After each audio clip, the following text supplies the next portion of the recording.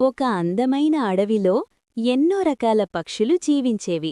పచ్చని చెట్లు, చల్లని గాలి, పక్షుల కిలకిల రావాలతో ఆ అడవి ఎంతో అందంగా ఉండేది. ఆ అడవిలో ఒక చిన్న కాకి కూడా ఉండేది. ఆ కాకి చాలా తెలివైనదైనా తన రూపం గురించి ఎప్పుడూ బాధపడేది.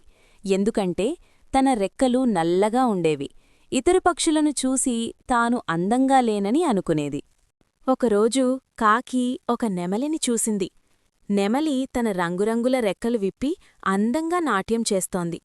అది చూసిన కాకి ఇలా అనుకుంది, అయ్యో, నెమలి ఎంత అందంగా ఉంది, నేను మాత్రం నల్లగా ఉన్నాను. కొద్దిసేపటికి అదొక పచ్చని చిలుకను చూసింది. చిలుక మధురంగా కూస్తూ చాలా అందంగా కనిపించింది. అప్పుడు కాకి మళ్ళీ బాధపడింది. నెమలి అందంగా ఉంటుంది, చిలుక రంగురంగులుగా ఉంటుంది, నేను మాత్రం సాధారణంగా ఉన్నాను అని అనుకుంది.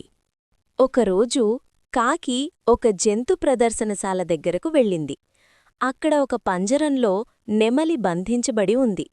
చాలామంది వచ్చి దాన్ని చూస్తూ మెచ్చుకుంటున్నారు.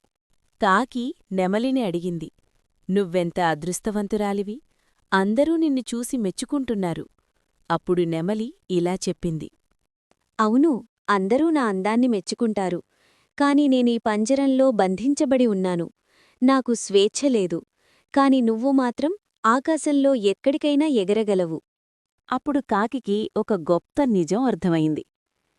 నాకు రంగుల రెక్కలు లేకపోయినా నాకు స్వేచ్ఛ ఉంది, అదే నిజమైన ఆనందం అని అనుకుంది. ఆ రోజునుంచి కాకి తన ప్రత్యేకతను అర్థం చేసుకుని ఆనందంగా జీవించింది. ఈ కథ నీటేమిటంటే, మనల్ని ఇతరులతో పోల్చుకోవద్దు. మన దగ్గర ఉన్నదే నిజమైన సంపద. ఈ వీడియో నచ్చితే ప్లీజ్ సబ్స్క్రైబ్. Thank you.